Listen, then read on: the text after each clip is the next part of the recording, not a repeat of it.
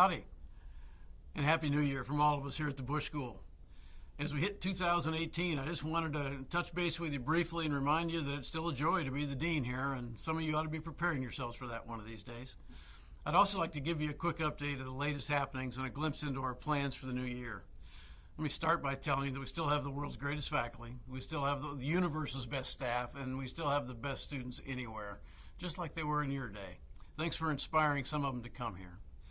Our new class this year, the class of 2019, brought a ton of great energy, they brought talent, and they brought an excitement about serving their fellow citizen, which is one of the things that you've inspired in them. So they're going to be tremendous. And of course, the class of 2018 is now halfway through their second year, starting to make plans for the future and getting excited about joining you out there in the big world. They're going to make you awful proud. In October of 2017, we had a chance to bring together a whole bunch of people to celebrate the 20th anniversary of the Bush School. Some of you were around at the beginning. I wish you could have been here for the 20th anniversary event. At the alumni brunch we held that weekend, the folks who were able to visit heard about our new strategic plan and some recommendations regarding managing the growth that's taken place over the college and the university over the last few years. A little bit about our curriculum changes, research management, faculty and staff issues, etc. And any of you who are in town or interested in reaching out, I'd love to talk to any of you about those things at any point in time. And when I get to your city, I promise you I'll fill you in on all the details. But if you want the news quicker, please call. Two of the things that we are focused on across the board in the college are diversity in all its shapes and forms, whether we're talking faculty, staff, student diversity, diversity of thought, educational diversity, instructional diversity. We need to think about this in a very broad and meaningful way, and we're including it now in our strategic plan and in every discussion we have. The other thing we need to do here for the future is develop a culture of fundraising. And that culture of fundraising begins with our graduates as they walk out into the world, and we remind you that someday we need you to help contribute to the future of other young men and women who'll follow in your footsteps, to how we connect our faculty to projects that are in demand in the private sector, and how we find the private sector money that will align with faculty projects that are in progress with the incredible researchers we have here at the Bush School. So we're working this problem pretty hard. You'll hear more about that here as time goes on. We've gone from 17 students when we started this place to 350 or so students in the last 20 years. One of the things that's been a casualty of that growth is space. So all the student space we had in the early years where you had your own office and then your own desk and then your own cubicle and then shared space, it's gone. And our student space is now the hallway, which is not acceptable for the long haul. In about 2 years, the Economic Department and the Poli-Sci Department, who've been sharing the Allen building with the Bush School, will be moving out to new space. And when they do, we will take the second floor of the Allen building, and hopefully eventually we'll have the third floor as well. But in 2 years, we've got to figure out how to redesign our space to incorporate the ground floor as well as the entire second floor of this building. So we're working with a team from the College of Architecture to give us some ideas on how we can do that. We'll put together a detailed design plan here over the next year and a half. And then about 2 years from now, we'll begin to work to actually make the changes. Now, we're not talking major building design. What we're talking about is that from the time you pull your car into the parking lot, this building ought to scream Bush School at you. And as you come into the building and walk through the halls, the building ought to tell you about the Bush School, about the great faculty, about the incredible student body, about our distinguished graduates and how they're changing the world. So if any of you have ideas on how to do design work, how to configure a building to best do those things, fire me a note, mwelsh@tamu.edu. I'm easy to find, and I'd love to hear your ideas. And we're just getting that project started. This, about a month ago now, in December of 17, we graduated our first online executive master's in public service and administration students. We actually graduated 13 students. We now have, I believe, about, probably 50 or so more enrolled. And the program is going great guns. It just started about 18 months ago.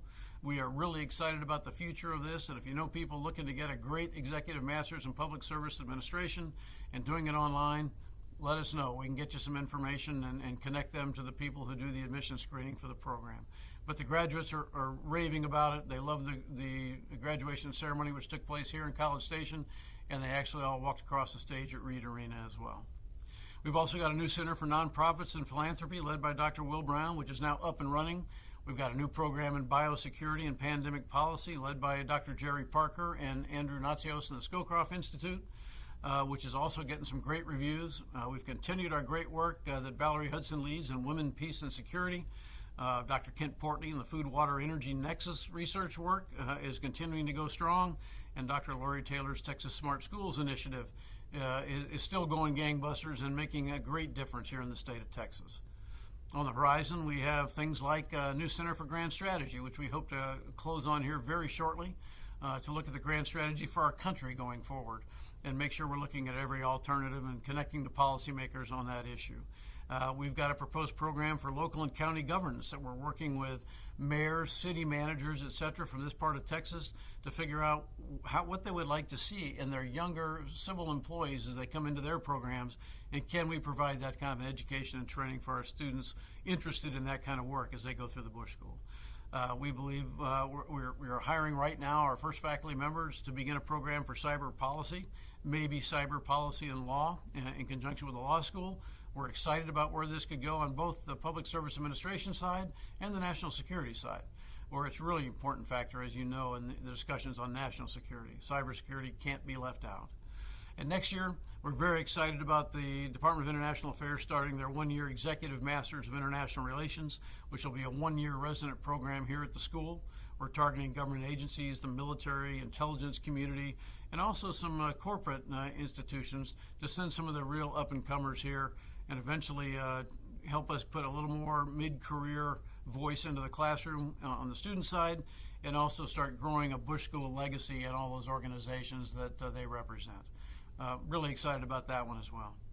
You know, this last fall, as part of our 20th anniversary events, we also did a Dean's Reunion and brought together all the previous deans, interim deans, the permanent deans, all the living deans except Bob Gates were able to make it. Secretary Gates, unfortunately, was traveling at the time overseas, but his wife Becky came. And so it was a fantastic event. Best part for me was that it was actually a legacy event for the Bush School, and we recorded their perspective of their time here. We looked at a kind of a comprehensive history of the school. Of course, Dr. Chuck Herman just completed his work as co-author of a book on the 20-year history of the Bush School, along with Sally D. Wade, and that became a focus of the weekend. It was just a great event. And the best news, I think, for you is that all of them remember you fondly. They brag about you constantly, and they're very proud of the work you're doing. So you know, our focus here continues to be on students and on preparing each of them for a future in public service and service to their fellow citizens. They still walk in the door dedicated to that idea, and we want them walking out the door better prepared to be successful in it. 70% or so of the students still receive between $1,000 and $5,000 in funding. As we've grown, now approaching 350, moving to 400 students, many will continue to graduate with large amounts of debt as a result of that, even though our costs here are very, very reasonable. And so our development team is dedicated to raising funds for student fellowships. They're dedicated to finding scholarship money, and this will continue to be a priority for us as the Bush School grows to 400 students over the next 3 to 5 years. We would like to do everything we can to get them launched with as small a debt as possible. We're also committed to more robust engagement with you. I hope you know how important our former students are to this institution. In fact, you are our signature. And over time, you will determine whether we succeed or fail as an institution. Because people look at you and decide whether the Bush School produced a product that was worthy. So far, we're pretty confident in that product. You've done phenomenal things, which is one of the reasons we like the last event of our reunion series to be this spring in March of 2018. We're going to have a 20-year alumni reunion, and I hope that some of you can make it. It'll be on the March 23rd and 24th. On 23rd, which is Friday, we'll have time for you to visit classes, to speak to students about what you're up to these days, to answer their questions about real life in general, and of course to catch up with the faculty and staff who still love you. And then on Saturday, we'd love you to join us for an alumni tailgate and an Aggie baseball game. So we hope you'll join us for at least part of this time, reconnect a little bit with your friends and your classmates, and hopefully have a little bit of fun. And for those who don't make that, this summer we'll have a series of events, one in Washington and then a couple in cities in Texas where I'll come around, update you on what's going on at the college, and you'll get information on that as well in the next month or two. Well, until all that happens, On behalf of the faculty, the staff, the current students, and of course my beautiful wife Betty, I wish you and yours all the best in 2018. Thanks for everything you're doing to continue to make us proud. Lead them well.